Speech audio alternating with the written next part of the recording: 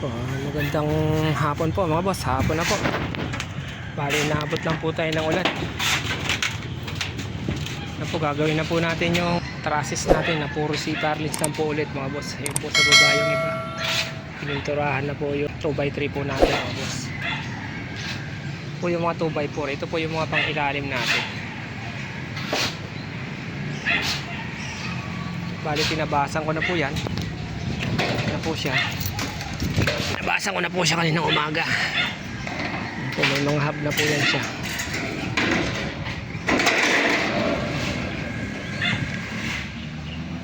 Ano na po siya. Tapos bali lalagyan na lang po natin ng hub. Tsaka po natin pagdudugtungin. Isang mahaba po ito eh.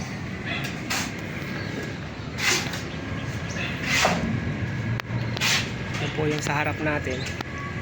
Po natin nabububungan. Dito naman po ay sa may bandang likod. Ang haba po nito is 10 meters po ito. 10 meters 40 po yan naman doon.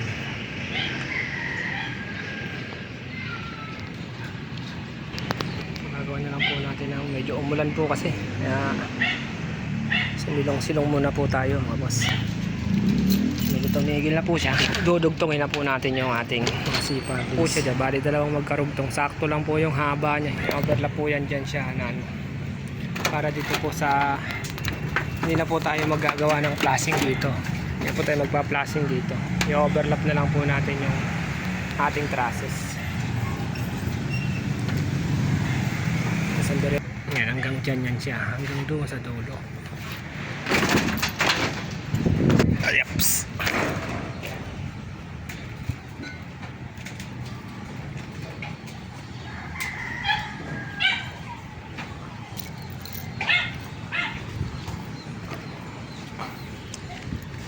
Kung saan po umabot yung dulo ng C-parlins natin, pinagdugtong ng dalawa. Hanggang doon po siya mga boss. Mapantay lang natin dyan sa may bahay na yan mga boss. Ito, isa na to. Mapantay lang po natin siya dyan.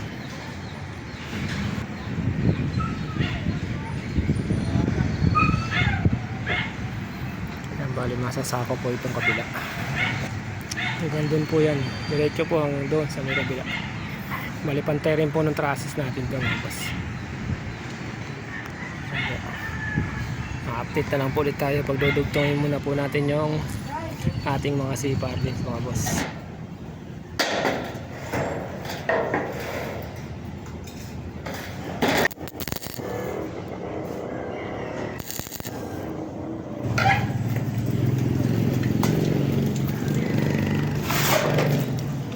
Full weld na natin yan siya. Tapos i-ispatan na lang natin dito para dun sa pag-aalay niya, kung sa pagdediretso po niya sa ibabaw.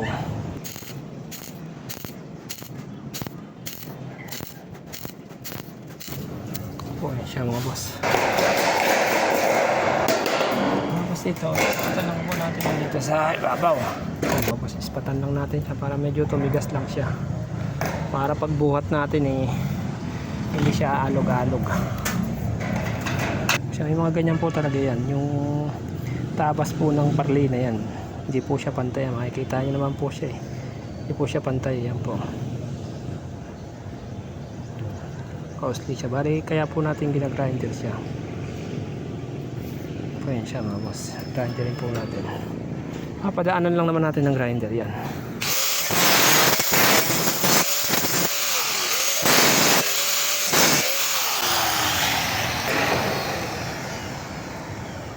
Po yan siya. Check upin muna po ulit natin kung diretso na siya. Diretso pa siya kung di nagbago. Ngayon nagbago po ng kaunti. Bali hihilahin po natin siya ng bahagya para tumiretso. Bahagyang-bahagya lang po. Sabaw niya. Gamitan po natin ng siklam kasi nakaano po yan siya. Yan po, nakatingala po yan siya. Kaya gamitin siya natin ng siklam para lumubog ng bahagya. Pantay na po yan siya. Bali nilagyan natin siya ng siklam. Yan, pantay na siya. Natin ulit sisipatin ulit sa kabila. Pasok po natin siya ng bahagya. Saka natin iispatan. siya, okay na. Galing po natin yung siklam.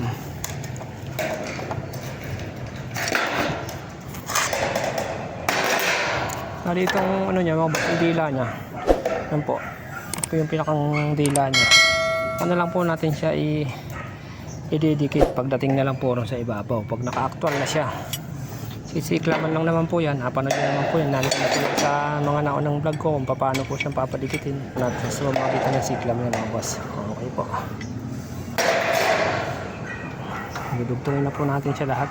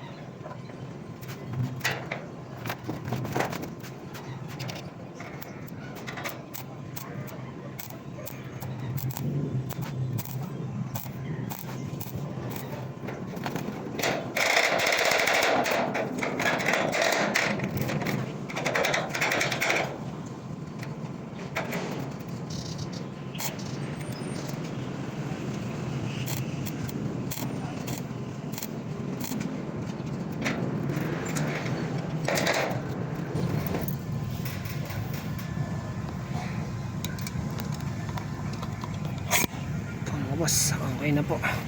Tapos na po natin yung pagdudugtong. Bali 5 piraso na lang po yung itudugtong natin. Yung isa, actual na lang po natin yung isang natitira.